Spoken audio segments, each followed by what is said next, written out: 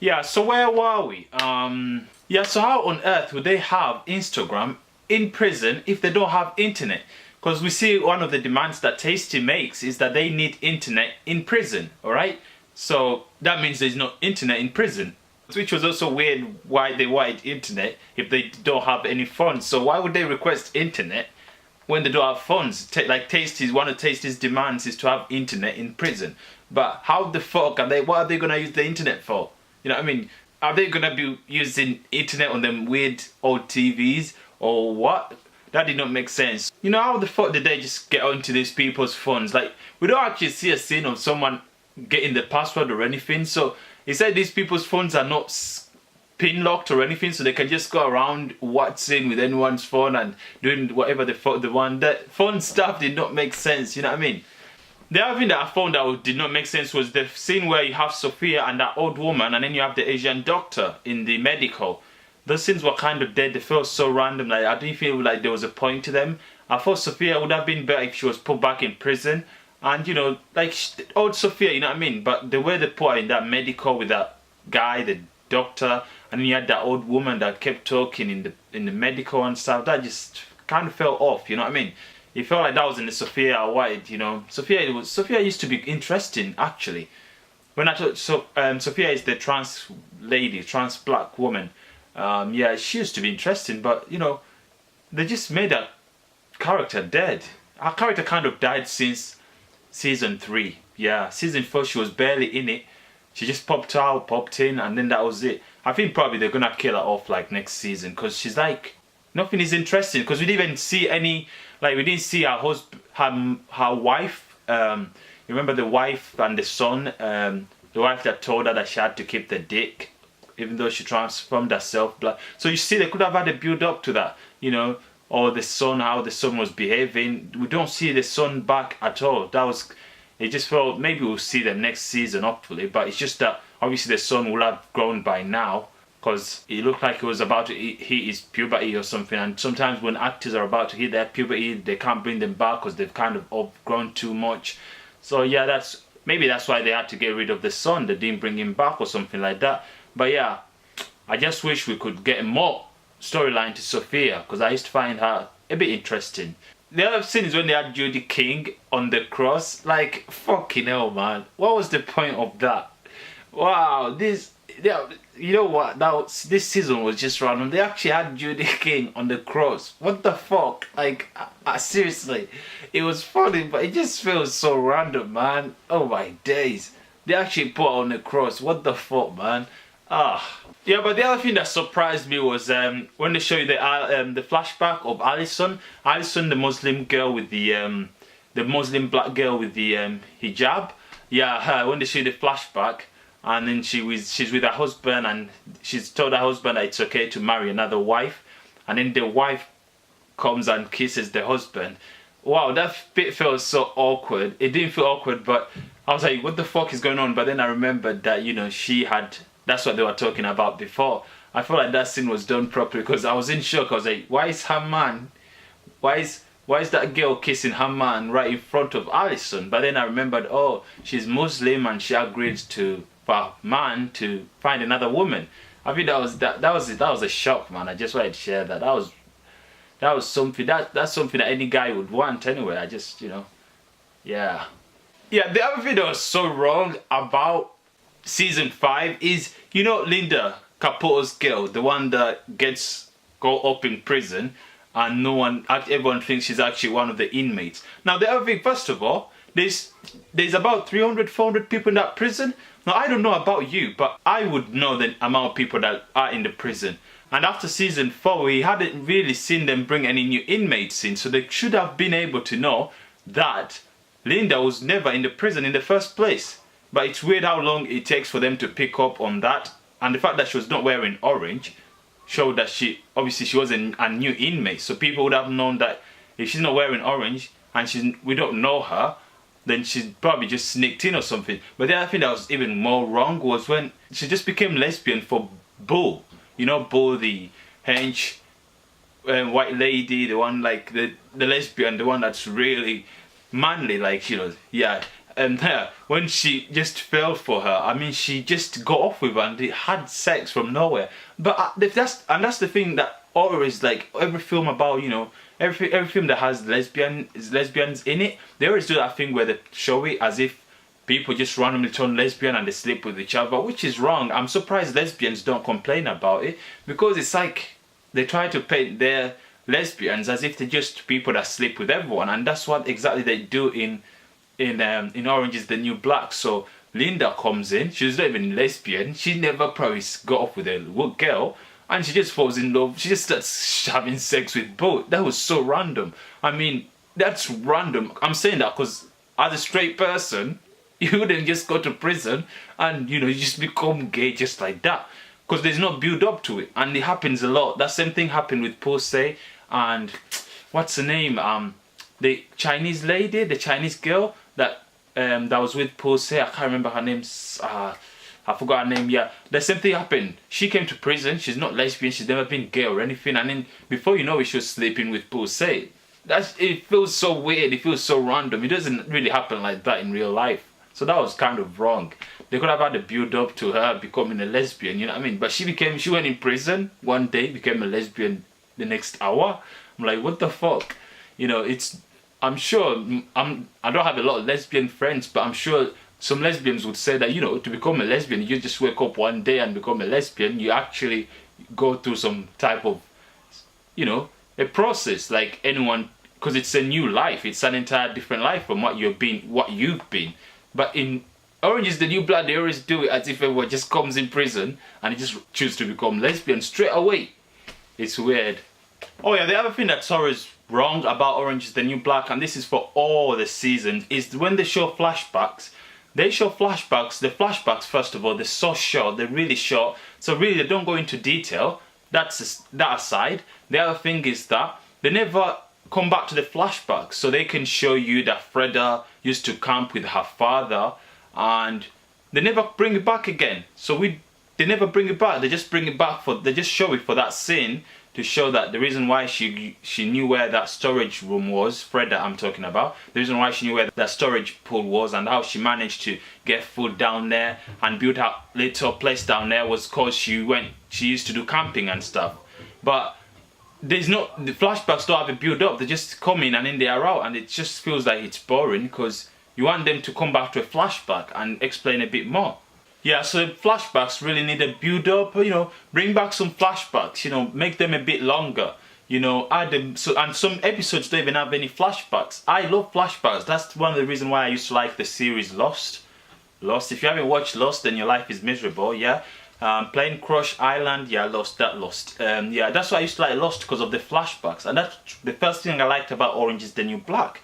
But now the flashbacks are really not there, because flashbacks really make it, you feel like you know the characters a bit more, but they just have to make it a bit longer, and also come back to them, you know, show us that this flashback was for Freda, but then come back to it. So what happened to Freda from the flashback when she was little? When after that, what happened? What happened to her dad? What happened to this and that? But we'll probably never see another flashback from Freda again. And that's it. That was it. Because they just show flashbacks for a certain episode to suit whatever is going on in the episode, and that's it.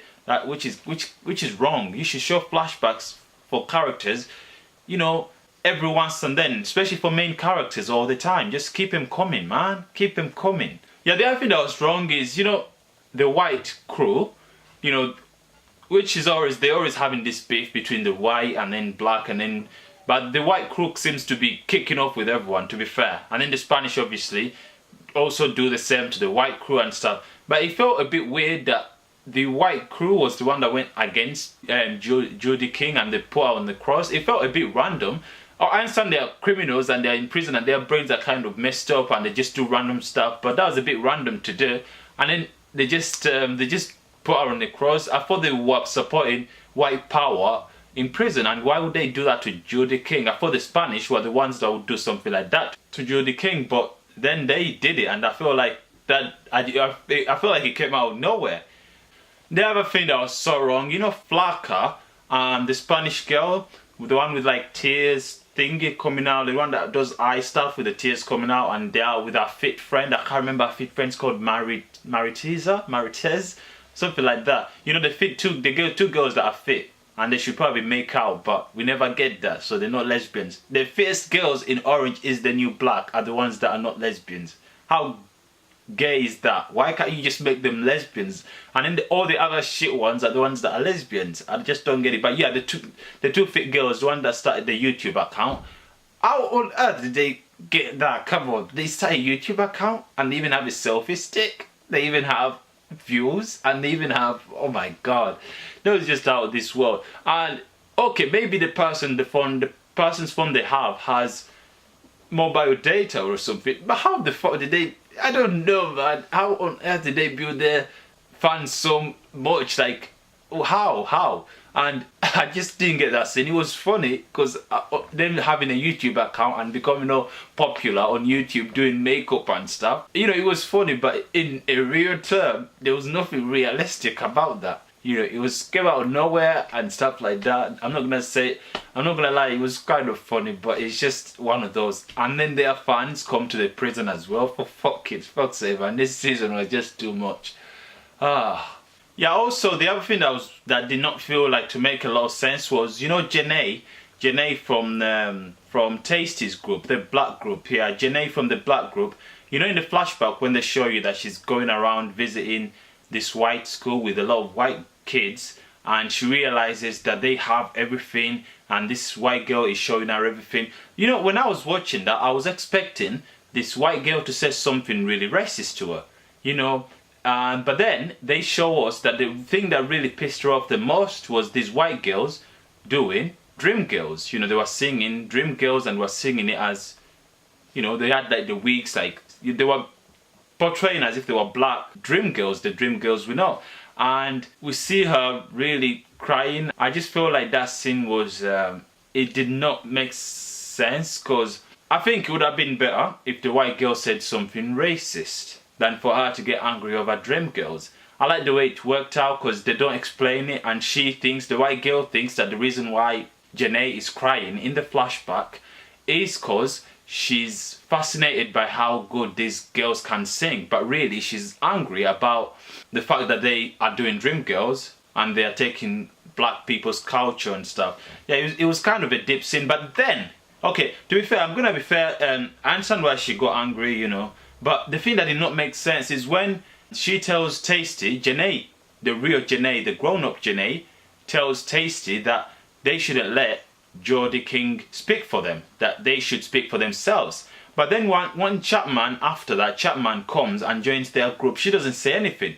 Now, I don't want Janae to be a racist person, but it came up as if she was really into protecting black power and everything. But when Chapman comes and joins the group, an episode after or two, she's fine with it. They even make jokes together. And Chapman speaking and giving ideas and they're accepting him and she's not objecting or anything. So it felt like she was only against white people for the other episode, but then this one she's fine to be with Chapman and working with Chapman, which felt a bit random because I thought, you know, they should have kept her character a bit consistent and made sure they show us that she's against Chapman as well. I think that would have been a more interesting. Whereas sometimes they do that thing where they just let everything go okay because Chapman is obviously one of the lead characters, so they just wanted that to be fine and just let that be. But really, it could have been better if if she doesn't want Jodie King to speak for them as black people. I think it could have been better if Chapman came to join them. She would have stood up to Chapman as well and said, you know what, you can't join us, you can't speak for us, you can't join us, basically. I think that would have created a lot more drama, but they just let her in. And then Janae did not say anything, even though we see that she's all against white people trying to speak for black people. But yeah, that did not make sense, to be fair. I think it made her character look like she was scared of Chapman. Also, when the girls, you know, get locked up in the dorms as well, in that room in the dorm, the Spanish girls, Maria, they tell them that they can't let them go anywhere. They have to stay inside there and poop in the bucket. But wouldn't it be better if they just let them go to the toilet instead of them having to collect their poop from the bucket and then taking it to the thingy to Pori or whatever.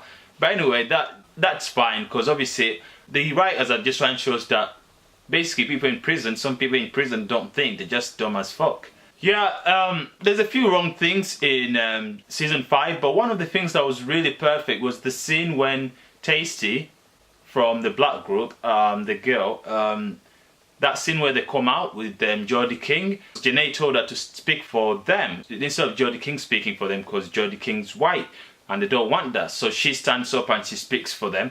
That speech was so powerful, man. Like, that's to be fair, I think the actor that really plays Tasty, she's really improved. Like, if you watch from episode 1, season 1 to season 5, she's really improved, man.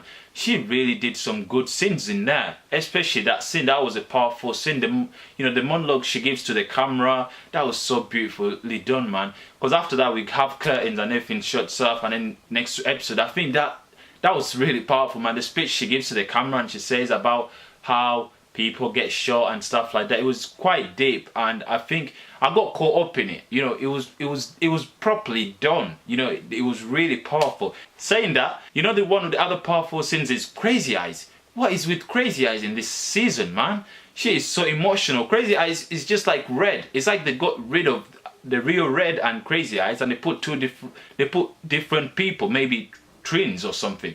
Because Crazy Eyes in the first 8 seasons, she was all this fun, talking shit, but in this season she got really emotional.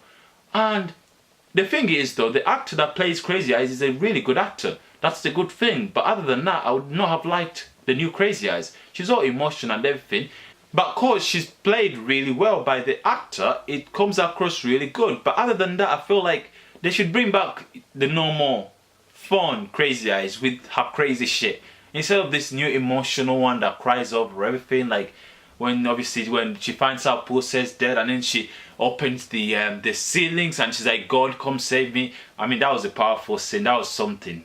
That was so powerful. And I like it when she's doing the scene and they show you the reaction on the other people's faces, and you're like shit.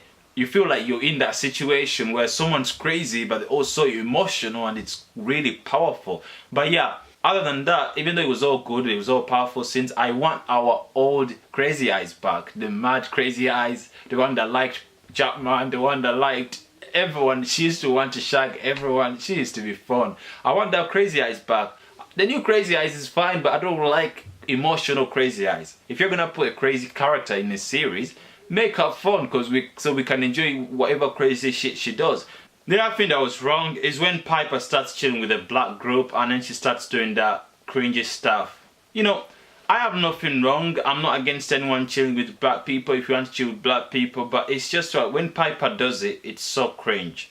Like, I don't mean this in a racist way, but Piper is the whitest person you get, and I don't mean that in like she's really white. I mean in like she's the way she acts, you know, she's a white woman.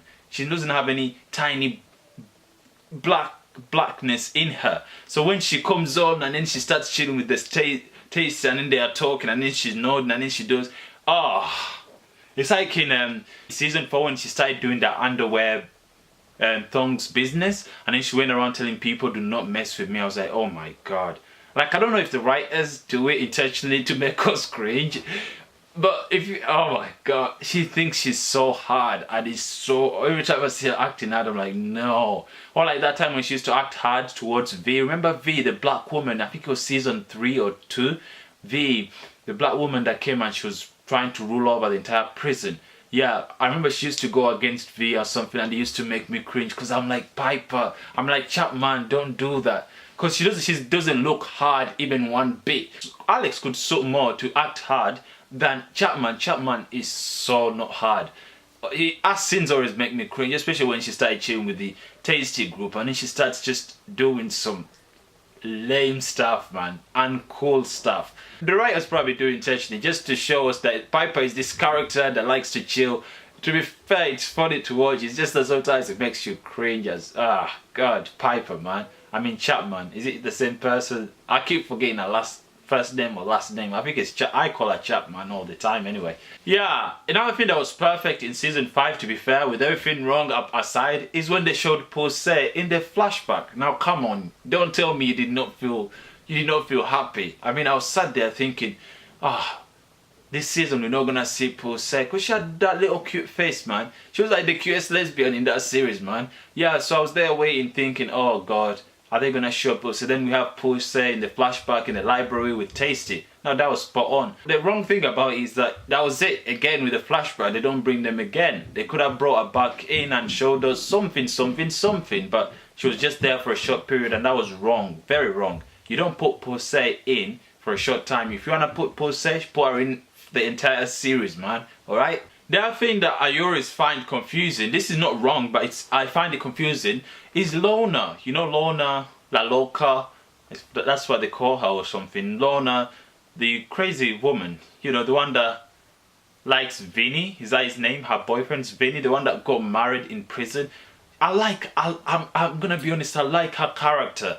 Like she's like Crazy Eyes, but like a sensible version of Crazy Eyes. Like she's about to be Crazy Eyes, but then she's not fully there. Like I like her so much. I like Lorna so much. But the thing that confuses me about her, is she really crazy? Is she mad? Because she did that pregnancy test. She said she was pregnant, and then I thought she wasn't pregnant. She was mad, but then we find out she's actually pregnant.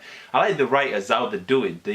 It's like they don't want us to confirm. They don't want us to confirm that she's actually crazy, you know. But I get so confused with her. Is she really crazy? I suppose one time they'll have to confirm that, because I'm tired of waiting here and not knowing the real answer, whether she's crazy or not. The other thing that did not make sense is when Flanca and Maritez, the two fit girls that are in Orange is the New Black, that actually aren't lesbians, which is really sad. Yeah, when those two start doing that makeup stuff and they get Blanca to do makeup. Now, Blanca is that woman in season 4 that actually peed herself on the table, and she never looks after herself. You know, the Spanish Blanca that I'm talking about. She never looks after herself. How did they convince her to do makeup on her?